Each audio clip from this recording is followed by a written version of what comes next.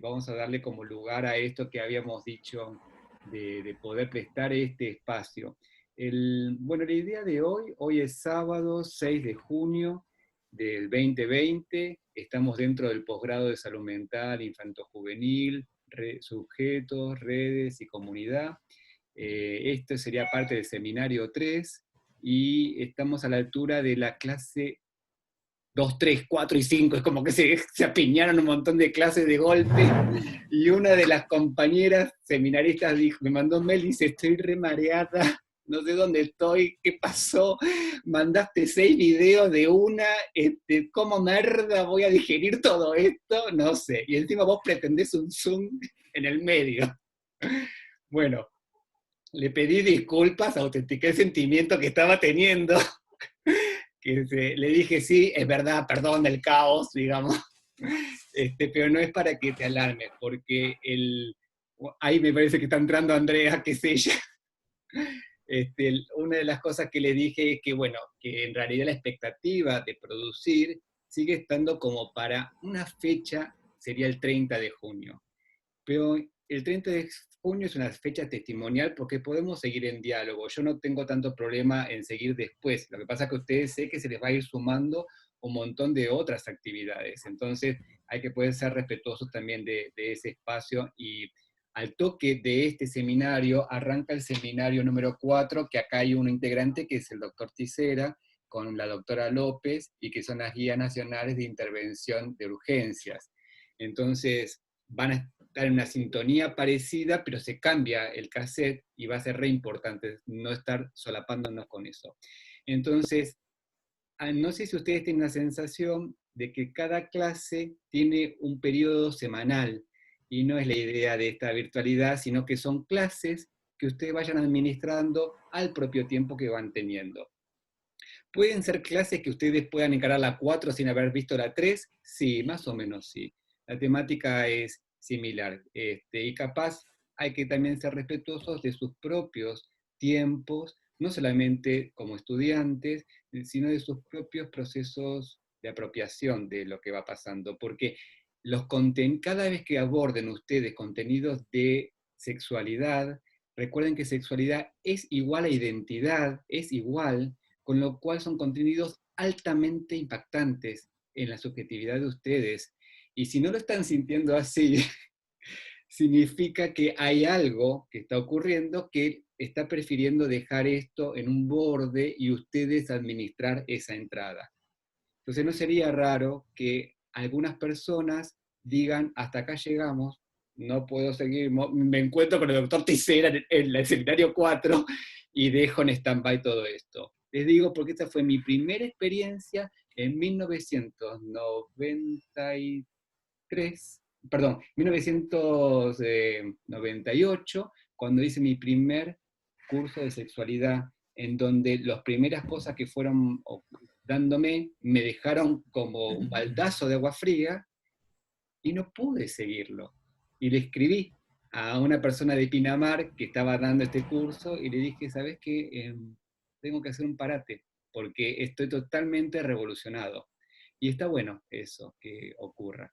Y para mí, si tengo ese tipo de devolución que alguien me escribe, Fede, mira, hasta acá llegué, yo voy a dar por aprobado el seminario, porque significa que una transformación está ocurriendo. No tomen como guía que tienen que tener este tipo de transformaciones tan como rimbombante. Guarda con las epifanías, porque a veces son puro puff y después no hay ningún tipo de transformación o no se sostienen en el tiempo. Así que cada uno y cada una con su estilo. Lo que quería darles sí vieron que se compartió, para ir dando como una especie de resumen, clase 1 y clase 2 lo hicimos el sábado pasado. Ahí hicimos ese tutti frutti, exploramos las representaciones. En la clase 2 nos metimos de lleno a infancias trans y herramientas escolares. Y ahí ustedes pudieron medir dónde estaban, con lo cual si se les llenó el corazón de preguntas, les quise dar material para que puedan digerir y que aborden ese material lleno de preguntas. que es muy diferente de tocar la puerta de ver, entré, ¿qué onda? En ver ese material con preguntas, va a tener otro rédito para ustedes. ¿Qué material les ofrecí?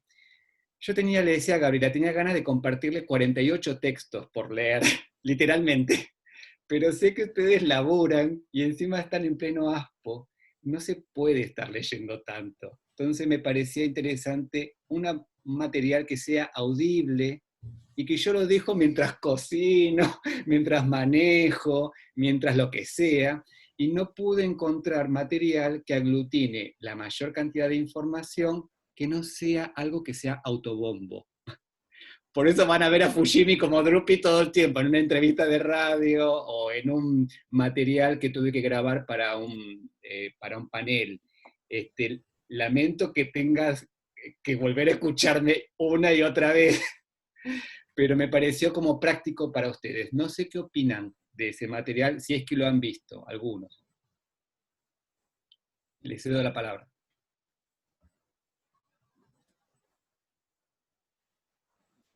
¿No lo han visto? Yo puedo opinar. Sí, sí. No, a mí me gusta que vos me hables.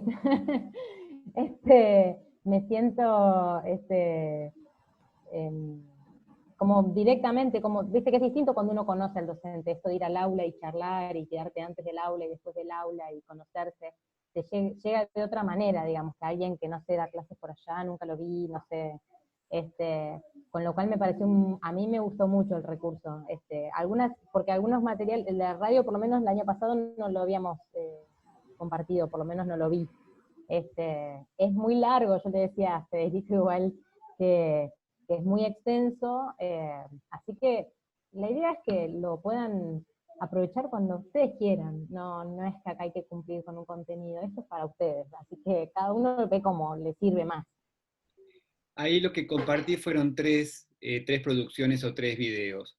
Una, que la que dice Gabriela, que es una radio, es donde en Centenario me invitan a poder tener como un conversatorio, una charla típica de radio, que tiene que ver con difusión. Pero me parecía interesante porque la radio trae las voces de la comunidad. Y esta periodista que empezó a hablar de un montón de representantes, de representaciones sociales, y ahí estuve yo tratando de hablar respecto a estas cosas. Dura 55 minutos y no es la idea que ustedes dijeran 55 minutos. Y encima hay momentos de pavadas, digamos, ¿no? Pero fíjense que les puse como un índice de minutos nominando temas, porque de pronto si les interesa tal tema van a tal minuto y por lo menos pueden escuchar un poquito de eso.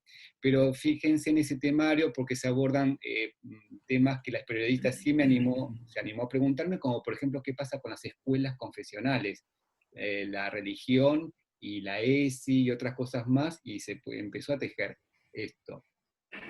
El otro video es que el año pasado, en el 2019, el Ministerio de Salud lo que propuso es hacer una actualización sobre la realidad trans, y a la mañana se trabajó infancias trans y a la tarde la adultez trans. Y me invitó a una mesa para poder compartir mi experiencia, pero me coincidió con una capacitación que tuve que dar en San Martín de los Andes. Entonces, como no pude estar en el panel, junto con una endocrinóloga infantil y junto con una psicóloga, le pregunté si podía grabarme y me grabé. Entonces les compartí eso porque ahí por lo menos cuento 12 qué le pasó a un efector de salud cuando se puso en contacto con esto. Entonces, el relato es largo, pero lo que tiene también es que si ustedes se fijan en los minutos, les puse dónde cuento el relato puro, de qué me pasó a mí. Después hay otras cosas que son justificaciones y argumentaciones. Y el tercer video es una producción que es de contenido público que se llama Yo Soy, que probablemente ya lo hayan visto ustedes, y ahí tienen el relato de 4 personajes, sobre todo el de Serena, que es una de las pacientes que yo veo en el consultorio. Es verdad, es un relato que está editado y evidentemente la edición implica una posverdad. ¿Todos entendemos lo que es posverdad? ¿Más o menos? Vieron que la verdad, en el modernismo la verdad empezó a caer. No hay una verdad. Hay verdades, por decir, digamos, ¿no? Y esas verdades dependen mucho de la experiencia de cada una, digamos. Ustedes como efectores de las ciencias de la subjetividad se dan cuenta que muchas personas toman la condición de realidad por lo que van percibiendo, pero la percepción depende de mis sentidos, y mis sentidos pueden ser que me traigan contenidos que no son reales, como una alucinación, o como una percepción, o como una idea, y eso no los hace menos reales, pero los hace irreales también. Entonces, la posverdad lo que viene a decir es que no solamente hay varias verdades, sino que las verdades se editan. Se editan, se programan, se ensamblan y se presentan como si fuese, como, sí, se presentan, se escenifican. Esa que se llama ficcionar, hay gente que tiene la habilidad de editar un producto de manera que parezca una verdad, pero está totalmente editada. Entonces, bueno, el cortometraje Yo Soy trae esas realidades, pero no es el discurso puro, está editado. Y hay una opinión de quien editó, digamos, ¿no? Que claramente está en pos de los derechos de estas infancias y estas identidades. Eso yo sé que ya lo tienen en cuenta, pero es importante como poder decirlo. Este En el espacio de seminario 1, Federico, sabés que decíamos que la verdad depende más de la forma que del contenido, ¿no? Algo de eso charlábamos también. Sí, sí. Todo lo que está en los noticiosos es una posverdad. Todo lo que sale en los diarios es una posverdad. Está totalmente editado, y eso ya, generar una opinión en uno, vale la pena consultar varios diarios, varias radios, varios, para escuchar varias voces al mismo tiempo. Bueno, respecto a esta primera parte de las 10 que tiene que ver con dialogar o explorando la complejidad del cómo, tenía que ver con esto, cómo les había ido con estos primeros videos. Pero si no los vieron, tranqui, porque la idea sería presentárselos de qué se trata. ¿Hay una tarea por hacer de eso? Sí. La tarea significaría algo sencilla, es como tomar sol. Yo odio tomar sol, les digo, pero es como tomar sol, como lagartijear. Cuando uno se pone a tomar el sol, al sol entra en serendipia, porque uno no hace mucho. Bueno, en esa serendipia, ¿en qué me quedé pensando? Cuando voy escuchando a este boludo que está acá, cuando voy escuchando a esto, voy viendo, ¿qué me quedo pensando? En eso que me quedo pensando, me gustaría que lo puedan rescatar y escribir en la tarea. Algo chiquito, ¿eh? Y encima no tiene por qué ser en las 3 producciones. Puede ser con una sola, ya es suficiente. Por ejemplo, no sé, haber visto el corto Yo Soy y puedo poner, me quedé pensando en tal cosa. Que es como una pregunta con la que te quedas, digamos, ¿no? A mí me gusta ponerme en diálogo con eso de que, en qué me quedé pensando. Si tengo oportunidad voy a tratar de ir entrando en eso para poder dialogar, pero por lo menos traer eso a mí ya me es suficiente, digamos, ¿no? Y no tiene que ser algo correcto, es algo totalmente una opinión de cada una de que está ahí. Así que es esa la tarea por hacer, que tampoco se requiere el texto magnánimo. Es hasta un comentario como de pasillo entre colegas totalmente informal. ¿Cómo voy? ¿Cómo vamos? Bien. ¿Bien? Ok. ¿Qué pasa con la clase 4? Porque si quieren, hoy somos 9 acá. Yo puse ahí desde 11 a 12 hablar un poquito de la clase 4. Si quieren ya se las voy presentando, y si no hay más dudas o preguntas o no quieren comentar, hasta podemos cerrar la sesión y listo. Porque el Zoom no era para darles como una clase, sino para un encuentro de medio camino para ver cómo van. Sí sepan que les estoy adeudando todavía de la clase 2, como este video donde yo explico el PowerPoint. Porque lo que está publicado como video es solamente la clase Zoom que hicimos. Pero para poder darle contenido teórico, quisiera hacer algo parecido a lo que hice la clase 1, en donde yo me siento a hacer el tutti frutti con ustedes y voy desplegando material teórico ahí. Así que todavía eso no lo subí, después les aviso. Apareció una clase 4, y en esa clase 4 se llama, ya ni me acuerdo cómo se llama, porque le pongo esos nombres medios extraños, digamos, pero es algo así como, Alojo, desalojo, algo así. sí, la clase 3 era los ecos y ladridos al andar, ¿no? Bueno, porque lo que van a ver en estas producciones de la clase 3. La comunidad que aloja y desaloja. Ah, gracias, Pablo. La anterior, la clase 3, que tenía que ver con los ladridos y los ecos, tiene que ver con esto que le atribuyen al Quijote, que dicen, digamos, ladran, Sancho, señal que cabalgamos. Cuando se metan con infancias trans a trabajar, van a empezar a tener repercusiones en sus vidas. Y puede ser que no sean del todo positivas.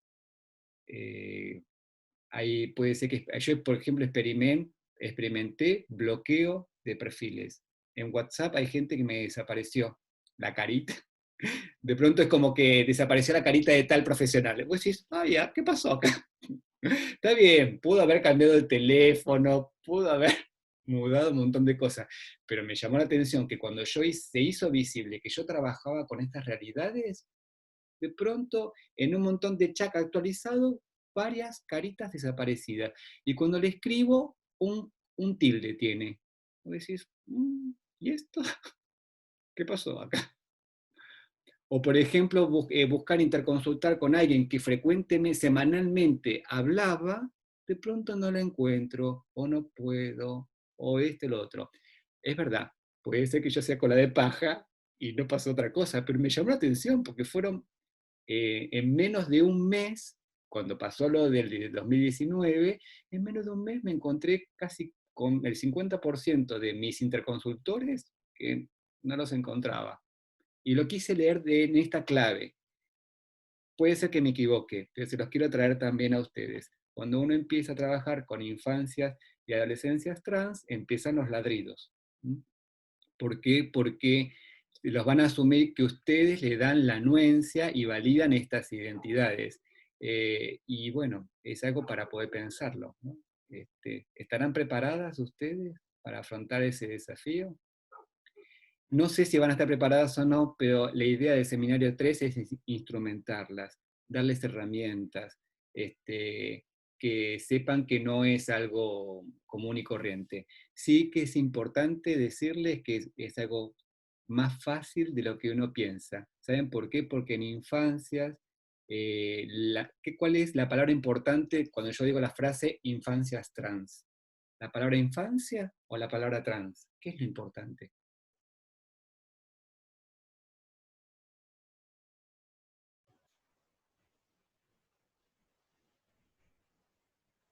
Para mí infancia. Ajá. No sé qué opinas Nancy o qué opinas Flavia, Florencia, Karim. Sí, para mí también infancia. ¿Por qué piensan que la palabra infancia es más importante que la palabra trans?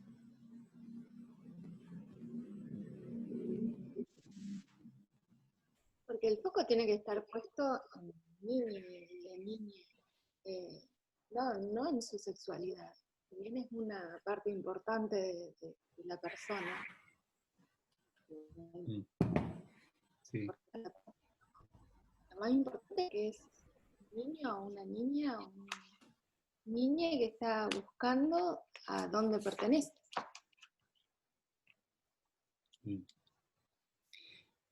No sé qué opinas Florencia en eso, vos. No, sí, por el mismo lado también. El foco debería estar en la infancia desde ese lugar de que están buscando a dónde, esto que decía ahí Karim, de dónde pertenecen, y no hacer el foco en su sexualidad, en su identidad. Y ahí. Sí. Flavia, ¿te merece una opinión?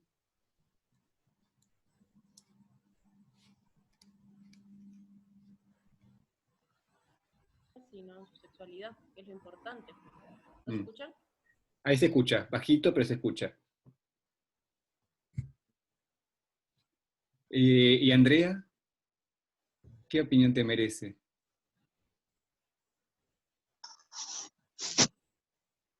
Hola, buen día. Sí, también en infancia me quedo por ahí. Después lo que él elija hacer pertenece a su elección, digamos. ¿Pablo? Yo pensaba que si hasta ahora no se hace el foco, no se haría foco en los cis, tampoco debería hacerse foco en lo trans. O sea, infancias y nada más. Claro. Sí, no sé, aprovechemos que somos pocos y pocas. Carlos, Gaby, bueno, Gaby ya dijiste tu opinión, pero Carlos, no sé en qué estás pensando. Sí, yo me pareció interesante, digamos, rescatar lo de trans. Hubo algo del relato en primera persona de estas infancias en donde ellos se definían como militantes, ¿no? Algo que estuvimos charlando justo esta semana con Narcés, respecto de la importancia de la militancia en la transformación de nuestras prácticas. Y entiendo que lo de trans invita mucho más a la reflexión. Aquellos que venimos de espacios donde lo de infancias está recontrapensado, hay litros y litros de tintas escritos sobre eso, y hay reflexiones permanentes en de qué manera la infancia y a qué alude. Y digo, es un concepto que siempre me resuena como, a ver, hasta agotador en el campo, digamos, del análisis, ¿no? de lo que representa todo eso. Y la introducción de lo trans me parece que es un concepto que nos inquieta bastante más y que nos permite, digamos, mover un poco más las estructuras, ¿no? Entonces, a mí, sinceramente, digo, me siento en cierto contraste, digo, pero me parecía fundamental rescatarlo de trans en tanto que nos incomoda y en tanto que de alguna manera habilita, digamos, a pensarnos en cuántas veces no hicimos lugar a las infancias por no alojarlo trans, digo, ¿no? O sea, hay una cuestión que he leído de Preciado, ¿no? En donde ella dice, bueno, ¿y quién cuida los derechos de las infancias trans, ¿no? Como quién cuida los derechos de los niños a sostenerse con la apertura suficiente para seguir tomando decisiones trans, si se quiere, a lo largo de su vida. No es que lo tengan que decir, bueno, si lo decidió hasta los 5 o hasta los 8, yo a los 9 me di cuenta, o a los 10, o sea, digo, ¿por qué debería ser algo que lo tenemos que pensar tan coagulado, ¿no? Por eso me animo a decir que para mí, digamos, lo que más me sirve o más me transforma en ese sentido, tiene que ver con esa parte del concepto. Una cosa, Gaby. me acordé ¿te acuerdas que el año pasado lo habíamos charlado? Que hay un mini documental, entrevista que le hacen a Darío Zeta, en donde decía que él también a veces decía con la E, a veces como que se le hacía lío, y decía, pero justamente ahí estaba como el poder, en esto que incomoda y que te cuestiona, y que te lo preguntás, ¿no? Cuando se instale, va a haber algo que seguramente se habrá ganado, pero también va a haber algo que se va a ver instalado y que quizás va a quedar como invisibilizado, algo así, ¿no? Él lo dijo mucho mejor. Pero por otro lado, cuando veía los otros videos de cuál es la diferencia, que me pareció genial, y la verdad, me acordaba de mis años de práctica hospitalaria y cómo, bueno, ese es mi problema, pero yo huía a revisar a los pacientes, me las ingeniaba para quedar al final de la fila, no, yo ya le toqué el hígado, ya está.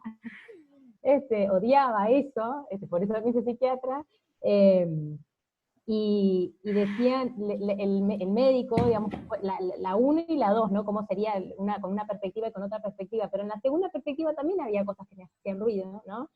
Y pensaba, bueno, había preguntas que me parecía que no daban, digamos, que era como entrometerse en la vida de las personas. Me pasa también yo cuando hago admisiones de pacientes, ciertas preguntas que fui cambiando cuando fui atravesando las admisiones, porque digo, ¿por qué este cuestionario tengo que preguntarle si tiene pareja, digo, que vaya contando lo que quiera, digamos, y después vemos, digamos, por qué tengo que llenar un checklist también, ¿no? Como, y entonces le decían, ¿y te considerás trans, bisexual? O como que tenía que definir, porque digo, ¿por qué tiene que definir? ¿Por qué tiene? Bueno, eso me hacía ruido, pero por otro lado entiendo que hay una cuestión política. Vos decías algo de la militancia, como no te gustaba decirlo en esos términos, por ahí me gustaría que lo puedas profundizar, porque me gustó eso de por qué no hablar de militancia. Pero entiendo que tiene un poder político también de visibilizar algo, ¿no? Lo de la militancia, ¿me hablabas a mí o le hablabas a Tisera? ¿A mí? Ah, bueno. A vos. No, respecto a la militancia, pienso que puede ser, ¿por qué sí, por qué no? De la militancia es la fuerza, ¿no? Es como una fuente de poder. Es cuando Superman se va al Ártico y se mete en ese castillo de hielo a tomar poder, o como, no sé, el conde Drácula se mete en la tierra de Transilvania, ¿viste? Y se adquiere poder en ese sentido. ¿Dónde está mi maná? ¿Dónde está mi manantial en donde yo abrevo esta fuerza para copiar y volver a confrontar el trote de los ladridos y de los ecos, porque no son muy lindos, digamos, ¿no? Está bien, ¿qué quiero yo en mi vida? ¿Un andar con aplausos? Porque también son ficcionados los aplausos. Los aplausos de hoy son la pedrada de mañana, digamos, ¿no? Entonces, bueno, porque quien se anima a aplaudir es el que se anima a agarrar una piedra y tirarla también. Entonces, ojo con lo meritocrático, pero de la militancia, la fuerza. Y la fuerza de que sea algo irrenunciable, por lo menos hoy, mañana y pasado. También tener en cuenta este tema de saber si estoy delante de un molino de viento y esa sensatez, no la locura de Quijote, ¿no es cierto? Y porque mi vida tiene que poder valer y no quedar estrolado en el aspa de un molino. Porque si no, hay algo que, por lo menos ese es mi pensar, digamos, ¿no es cierto? Sigo pensando que ciertos soldados, ciertas soldadescas podemos servir mejor para futuras batallas y que una idea sobreviva. Mucha gente que en la época del proceso se guardó y hipócritamente guardó sus verdades, enterró sus libros, literalmente enterró libros, es la que pudo, con tiempos más benignos, volver a traer ciertas cosas. Eh, y eso me parece también interesante. Lo que pasa es que en pleno revolución, la gente enterradora de libros y enterradoras de militancias fue acusada de cobarde o de que se rajó. A mí me dolió mis amigos y mis amistades que se fueron a España a vivir con la crisis del 2000. Pero bueno, eso es porque yo soy más melanco, digamos, ¿no es cierto?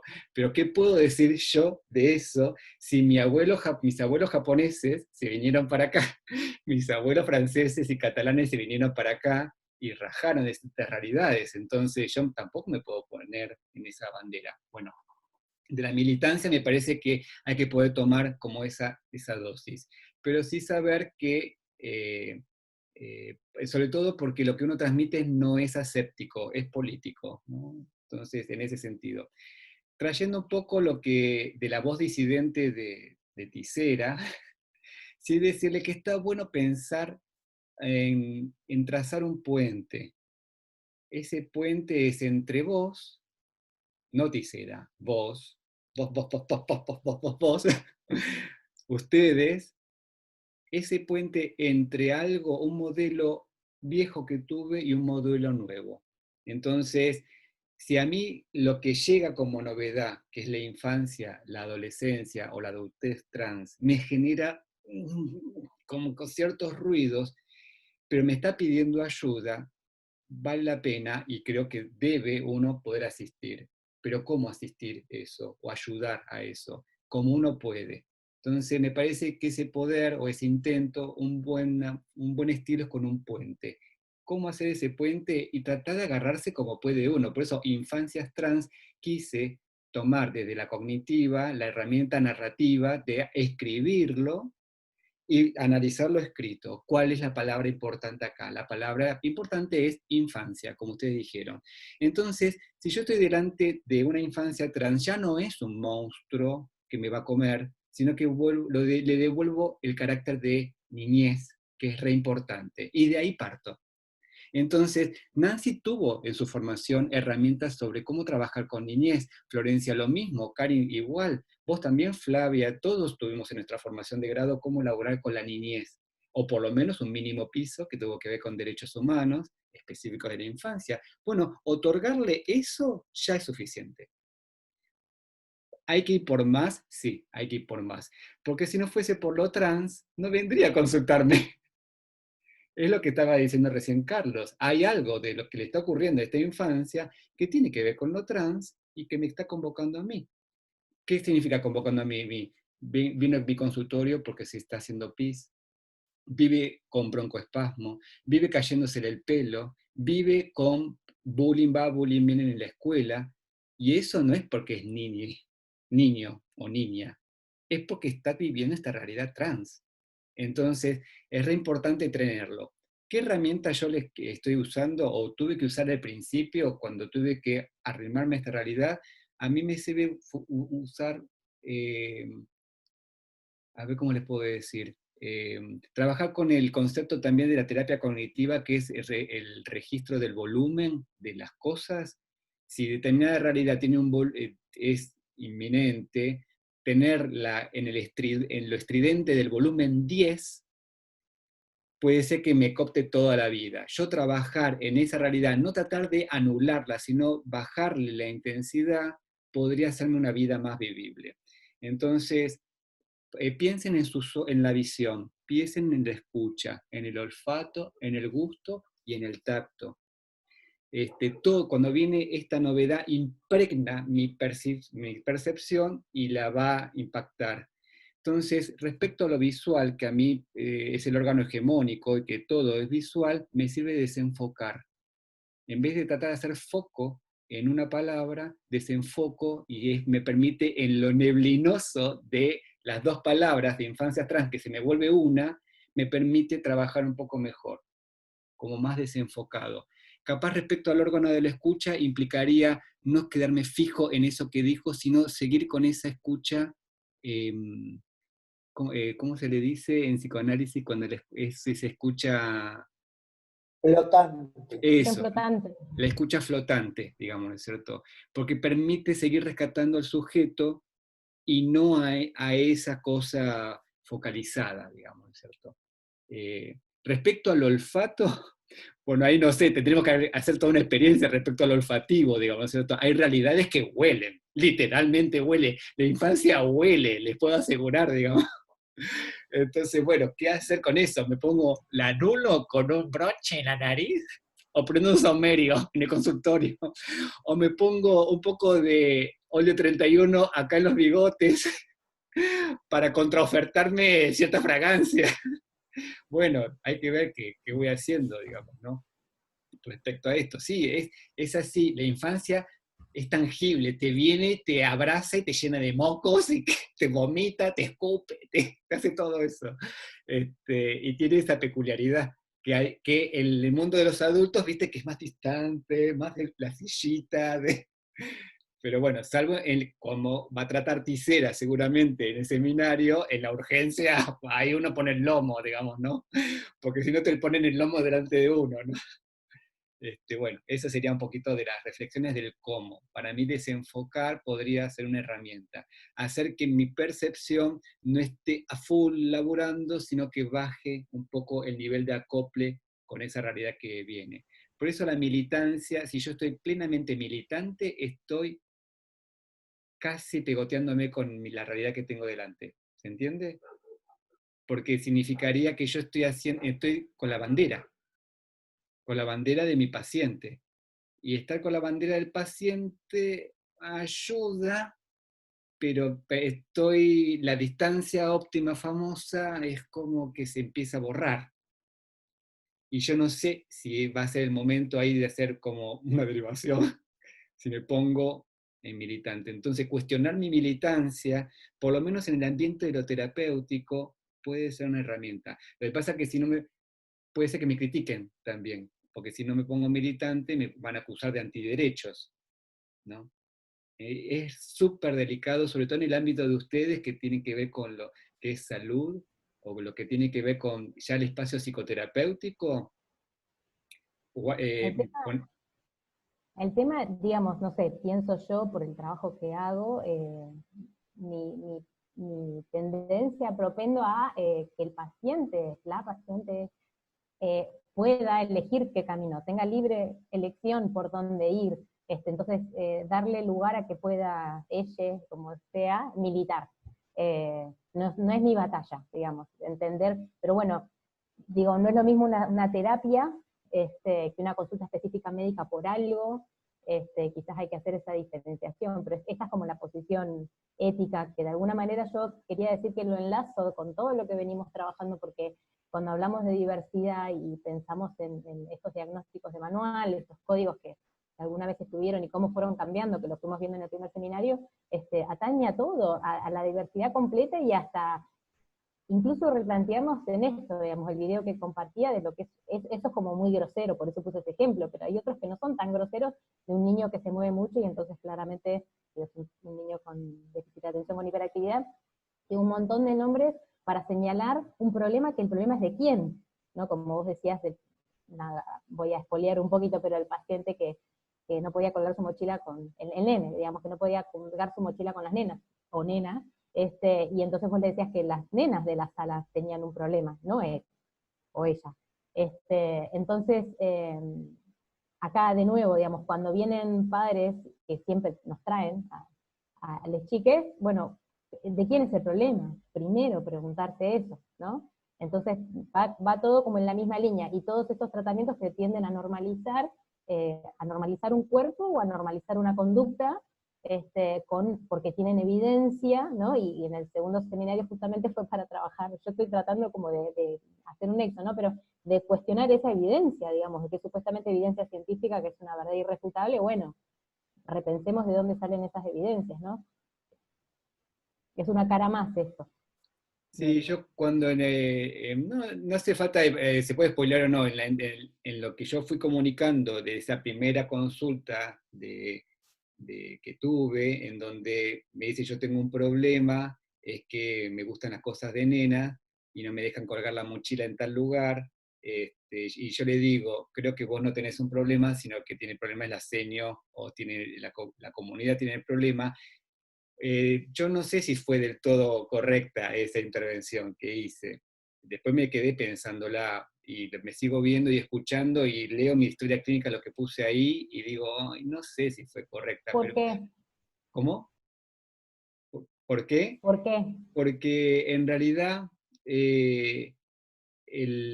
creo que sí es un problema en la agenda de lo que está percibiendo, por eso lo trae, si no lo traería. López Eribor, psiquiatra viejo de España, tenía ese dicho, yo no se lo conocí ese dicho, diciendo está enfermo quien consulta, ¿no? Como que en psicología o en psiquiatría aparece como esto, ¿no? No sé si es del todo cierto, si está enfermo quien consulta, pero me deja flotando y pensando todo el tiempo, y eso me deja maleable. A mí lo que sí tuve la intención es en ese momento, de generarle una herramienta, de contraofertarle una narrativa diferente. Eso es lo que yo sentí, en lo que me salió, diciendo, no es la única verdad esta, yo tengo un problema. Me parece que hay otros que tienen problema. Y lo que sí quise jerarquizarle en esa situación es que el problema, y le pregunté, ¿qué es lo que vos sentís con todo esto? Y me largo a llorar. Y bueno, ese es el problema. Ese problema sí, yo te puedo acompañar, digamos, ¿cierto? Pero trayendo lo comunitario, la comunidad también tiene un problema. Lo que pasa que no se hace cargo, e hipócritamente genera y fabrica un chivo expiatorio. Bueno, yo cuando te escuché me puse lacaniana y pensé, más allá de que hay un montón de cosas que podemos cuestionar de las teorías, pero hay cosas me parece que son muy ricas para tomar, y pensé en orientar algunos tratamientos como trabajo así, barrando al otro, digamos, que el otro no se vuelva como una cosa absoluta.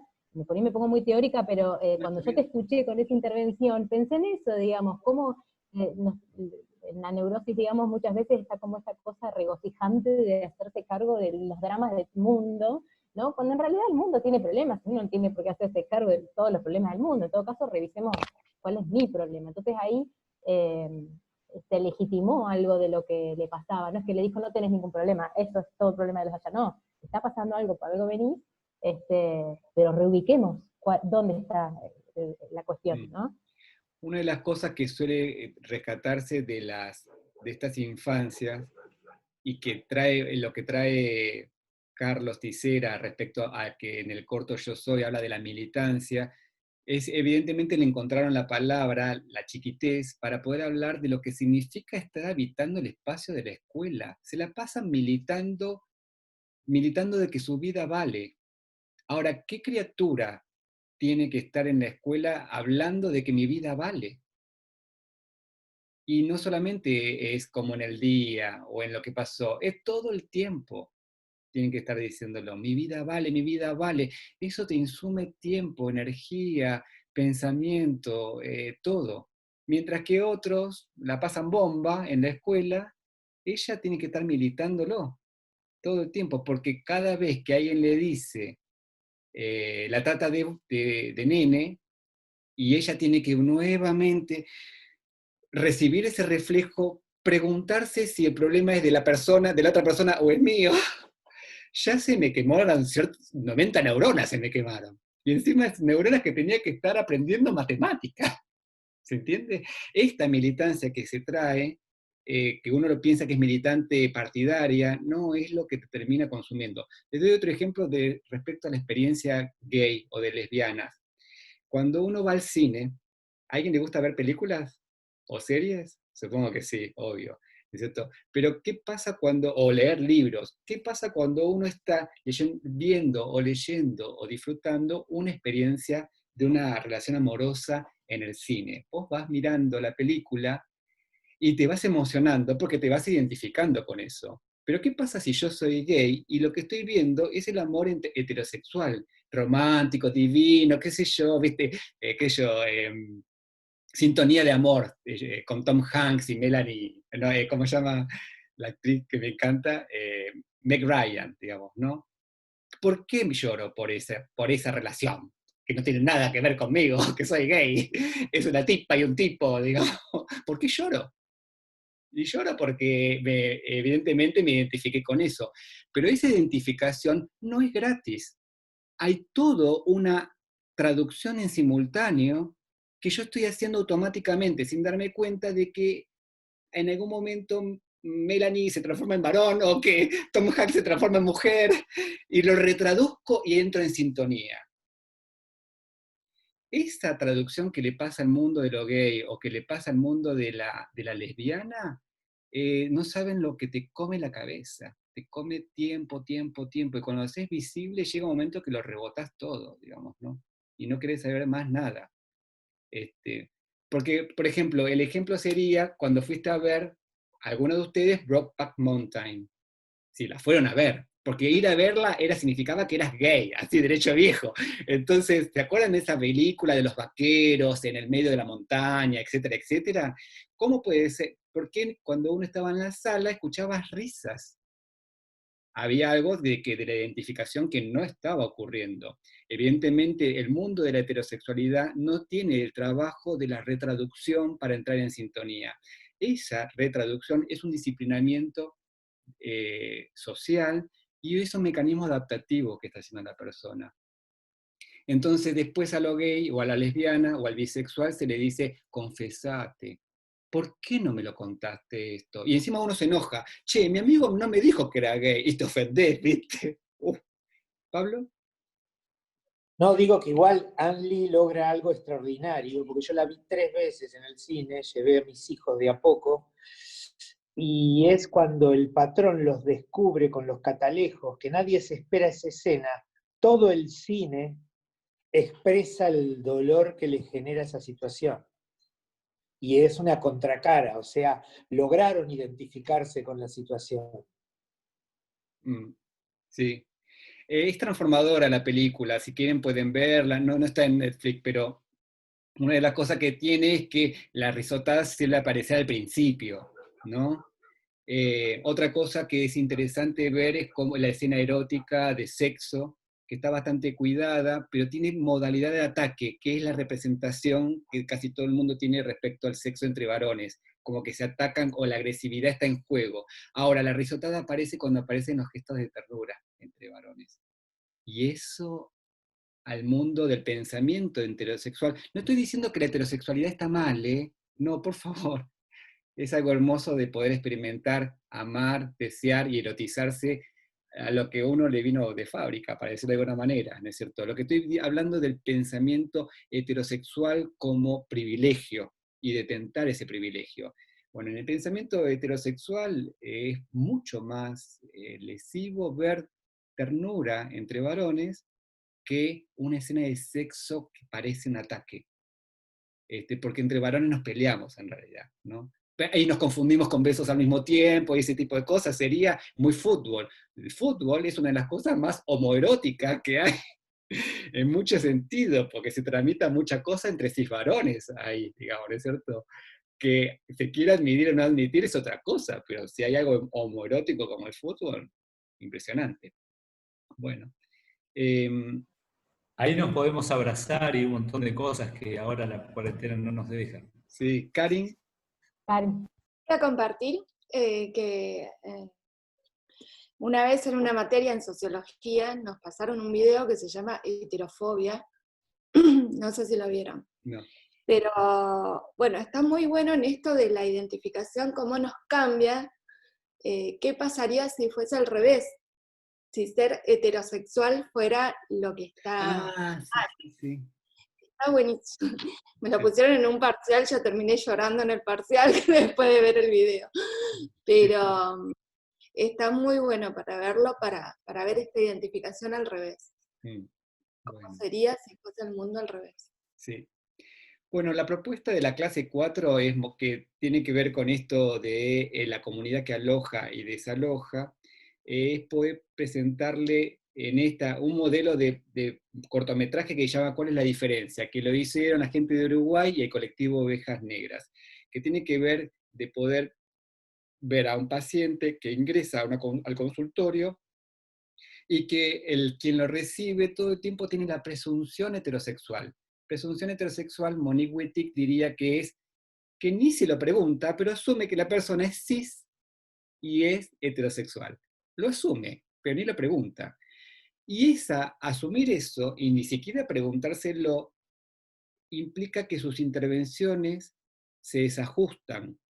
¿Por qué? Porque te presenta esa escena primero y después te pasan como en la escena, una escena reparada, en donde el profesional no asume la heterosis normalidad o la presunción y estar como atento a ver qué pasa, quién llega. Y al no asumirlo, le da cabida y entrada a un montón de cosas. Lo que pasa que, como dice Gabriela, en el mundo de la psicoterapia o las intervenciones psicodinámicas, hay un poco más de tiempo para que se vaya expresando a la persona.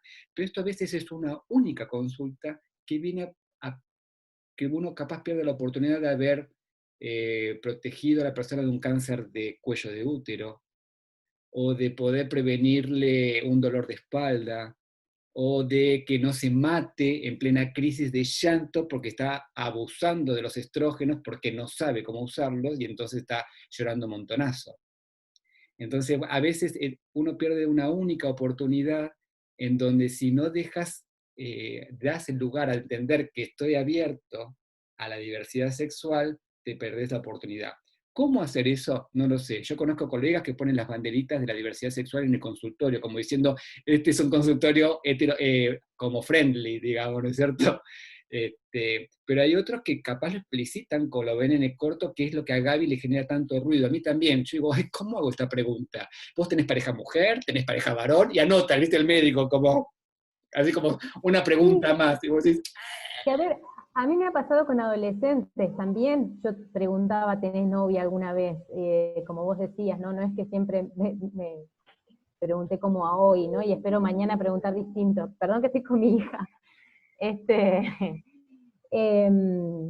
Pero cuando lo que me hacía ruido era, bueno, tenés pareja mujer, hombre, lo que fuere, pero digamos, te definís cómo, eso me hacía ruido.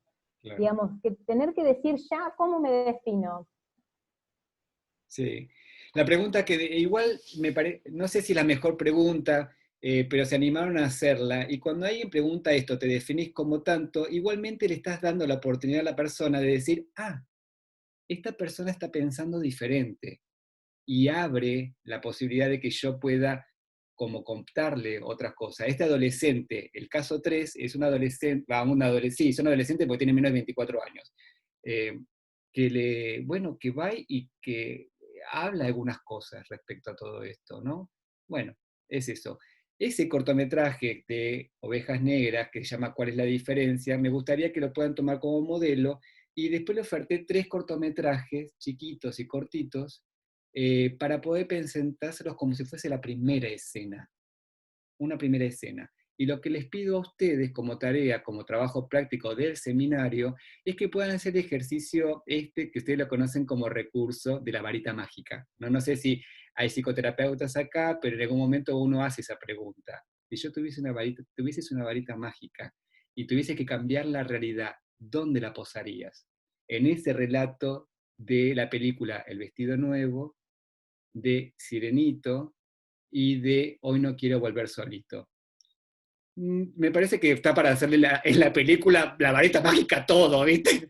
Pero elijan un momentito, un lugar. En el minuto tanto, en tal escena yo haría cling ahí. Pero y ese cling, viste que la varita mágica es mágica porque la persona es mágica, ¿no? Entonces, ¿qué es lo que estás queriendo como cambiar? Haciendo, esta pequeña intervención yo haría ahí. Es eso nada más. Y no se explayen, wow. Con que pongan un pequeño párrafo ya es suficiente. Bueno, eso nomás. No sé si hay alguna duda o pregunta.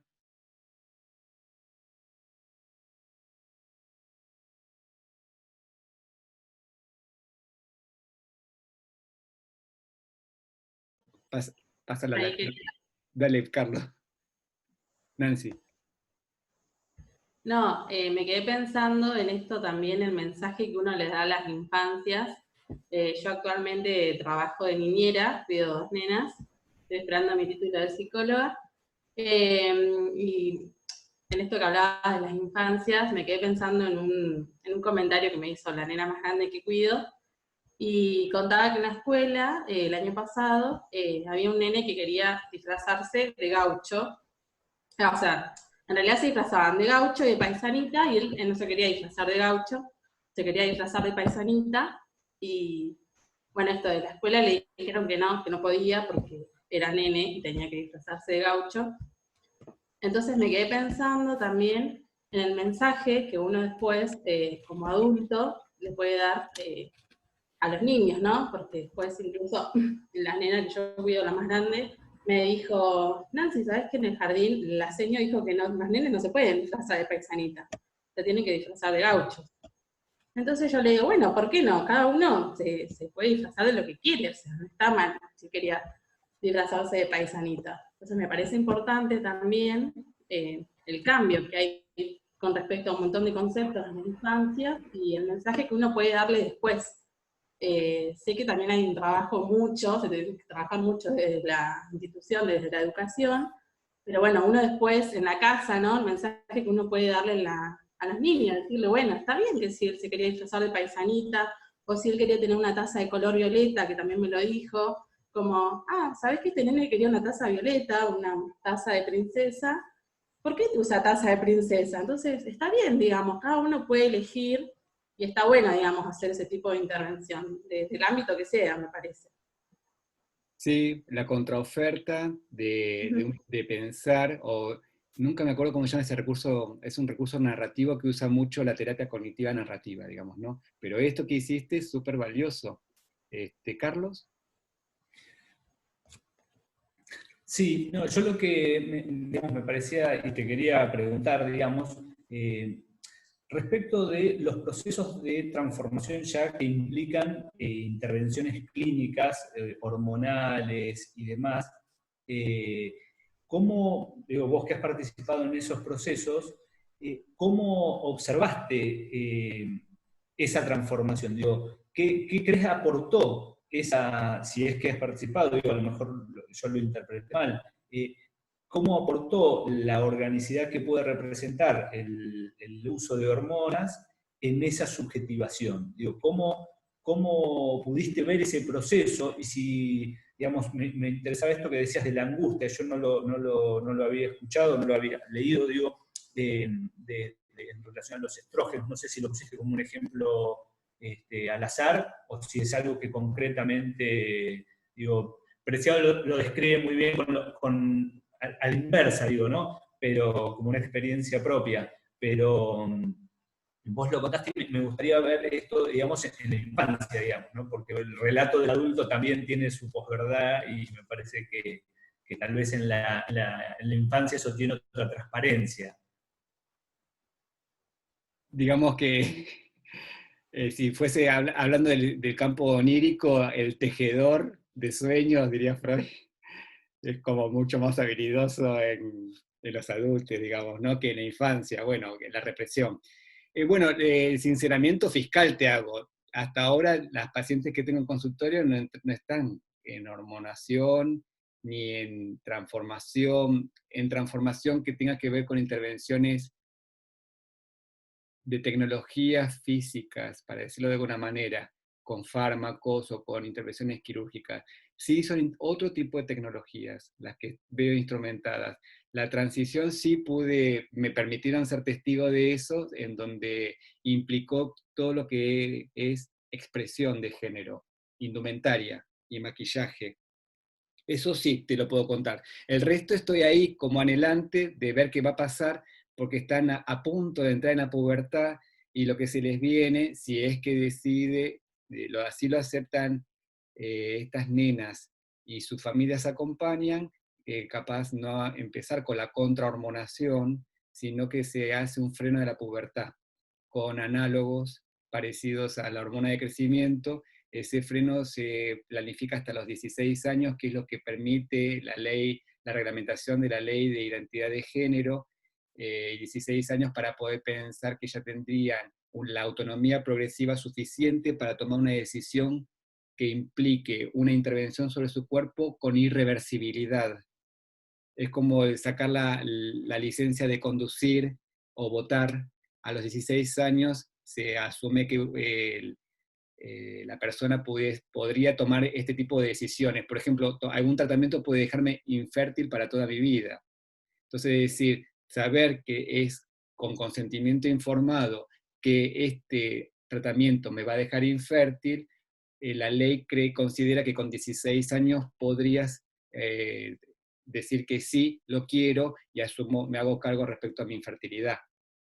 El ejemplo sería contrahormonar con estrógenos a una persona que tiene testículos, eso lo deja infértil. La pregunta que nadie sabe es si lo deja estéril. Estéril significaría que ni siquiera pueda, porque si me deja infértil, pero yo saco los estrógenos, mirá, escúchame, yo saco. No, digamos, se deja de aplicar estrógenos y los testículos tendrían chance de volver a fabricar espermatozoides maduros, no se sabe de todo bien. Se está viendo en estos últimos tiempos que sí, habría esa posibilidad de recuperar fertilidad. La otra pregunta que se hace la gente es conservar gónadas, espermátides o ovocitos.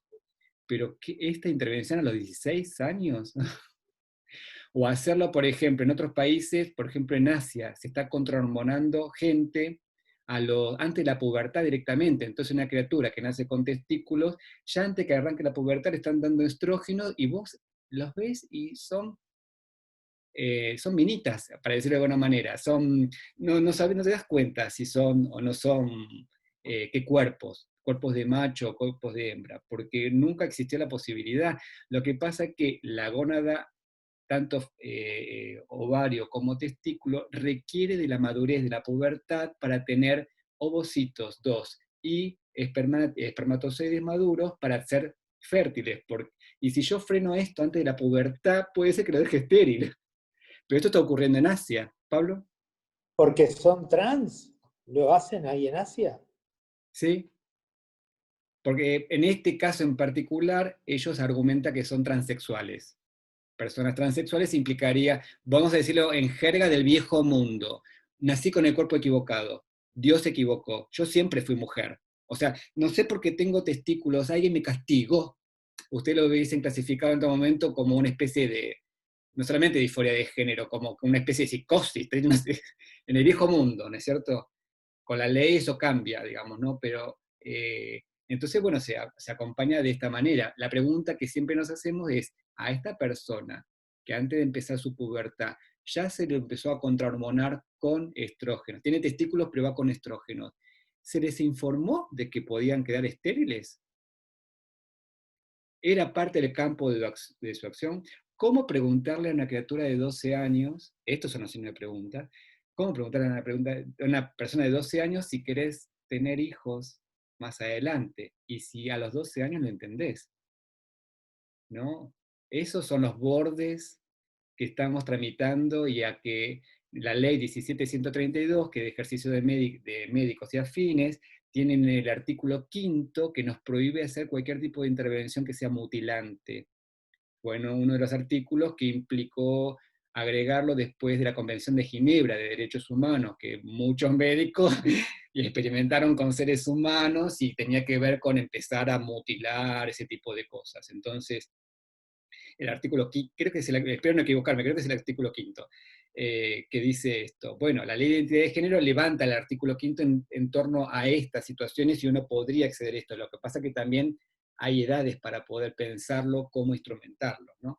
Bueno, así que volviendo a tu pregunta, Tisera, sí pude ser testigo y me permitieron ese privilegio de hacer la transición de la expresión y de género, cambiar de ropa. Cambiar de ropa, algunos adentro de la casa, nada más, como dice Nancy, y otros adentro de la casa y en casa de amigas de la familia, y en familia ampliada, y después ir un poquito más allá. Pero experimentar eso, sí fue de ser testigo, y a mí, es lo que explico ahí en el video, empieza a aparecer una sonrisa que yo nunca le vi a estas dos nenas. Una sonrisa de concreción. Ah, sí, Florencia.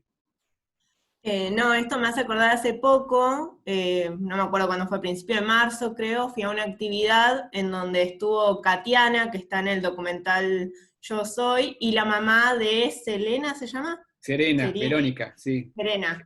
Y la verdad poder escucharlas a las dos, sus experiencias, y bueno, y la mamá de ella contaba cómo se cambiaba de ropa dentro de la casa, cómo andaba, que se ponía las bufandas, los vestidos, los tacos, y cómo era como, bueno, voy a la escuela y bueno, me vuelvo a poner la ropa de varón, ¿no? Y cómo esto fue cambiando, contó como un poco esta transición, y la verdad que es re enriquecedor escucharla ahí de primera persona, y bueno, me trae un poco esto que vos decías hoy, de cómo la ficción, esto del documental, trae otra mirada, ¿no? Y como yo las escuché a ellas, por lo menos a Katiana, que fue un relato fuertísimo, y bueno, nada, voy a ver el documental para ver cómo se relata ahí, digamos.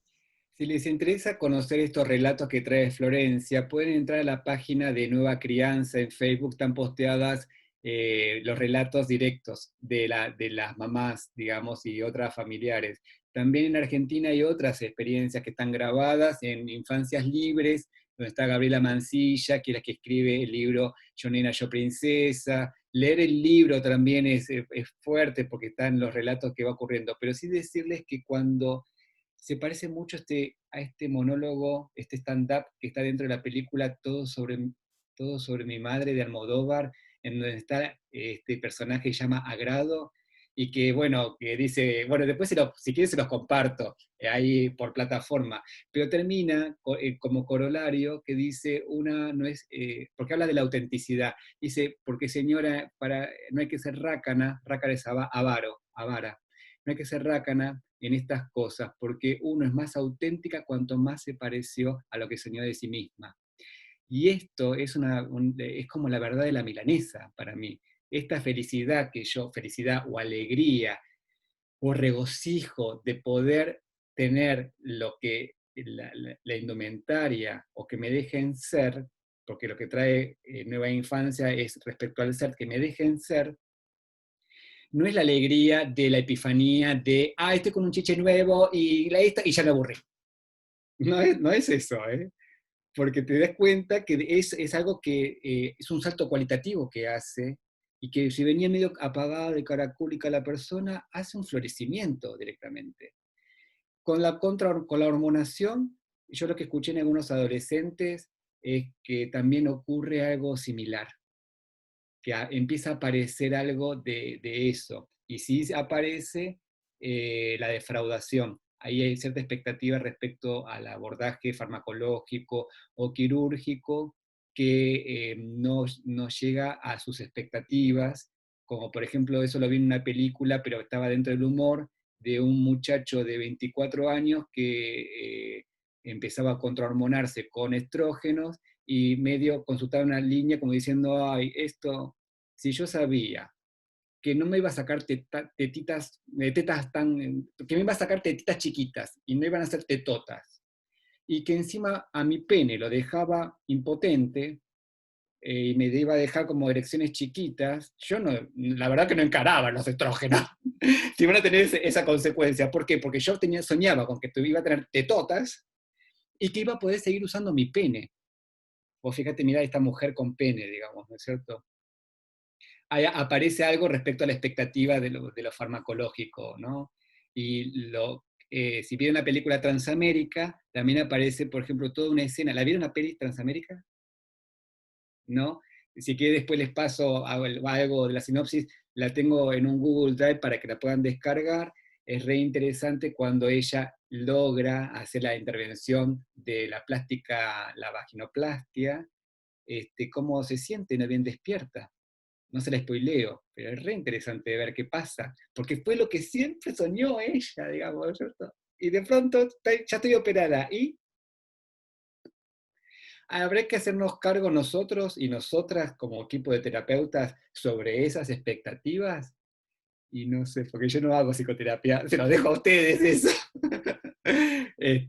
Veremos qué va pasando. Y capaz ustedes, por eso esto tiene modalidad taller, que me tengan que instruir y contar sobre estas experiencias, ¿no?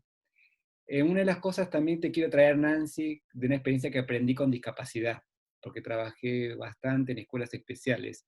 Hay algunas personas que, viste, que no pueden caminar y no pueden correr, porque tienen paraplegia o no tienen piernitas. Y la infancia que va modelando su subjetividad, sabiendo que sus piernas en algún momento les cae la ficha que no pueden correr, que ven correr a todos, pero ellos no pueden correr. Eso ocurre muy temprano cuando se van dando cuenta que yo soy diferente a los demás. Porque ahí viste que hay un modelo de pensamiento que dice que el bebé, lo que la mamá siente, siente que lo siente también.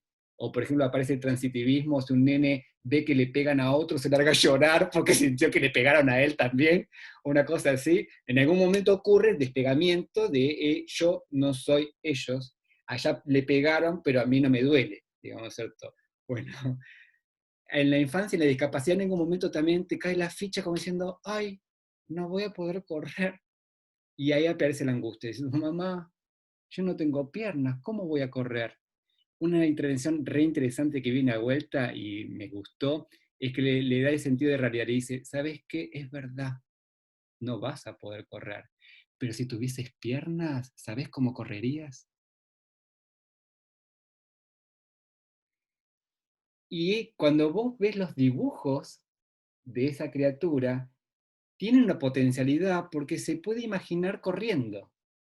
Mentalmente aparece todo un mundo simbólico del correr, pero porque alguien le habilitó hasta del mundo de la fantasía, de lo ficcional. Si vos no tuvieses piernas, si vos tuvieses piernas, podrías correr y serías maravilloso, también. No, serías Hay una maravilloso por frase de eso. Frida, ¿no? ¿Cómo? Y es para qué los quiero si tengo alas para volar, dice Frida, ¿no? Sí, sí. Y acá. Bueno, me parece que ya, mira, hay gatitos que reclaman, hijas e hijos que reclaman.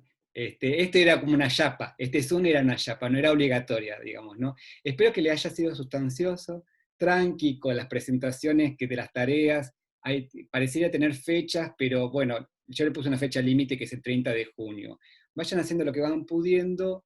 Y si alguien se nota que está como varado en algo porque no le da más el corazón y el alma, yo creo en el alma, no le da más el alma y hace el parate, bueno, hace el parate. Y el que se anima a decirme, Fede, hice el parate porque no me da más el alma, también está bueno que me lo puedan contar. Así que bueno, vamos cerrando por hoy. Les agradecemos la presencialidad y el tiempo que están tomando. Agradecerles esa cosa cotidiana que van ofreciendo entre niñeces y gatitos. Yo tengo a mi perra Salchicha ahí atrás durmiendo la siesta. Y bueno, que tengan un excelente sábado. Nos vemos. Nos vemos. Gracias, nos vemos. Chao. Chau, chau. Gracias. Gracias.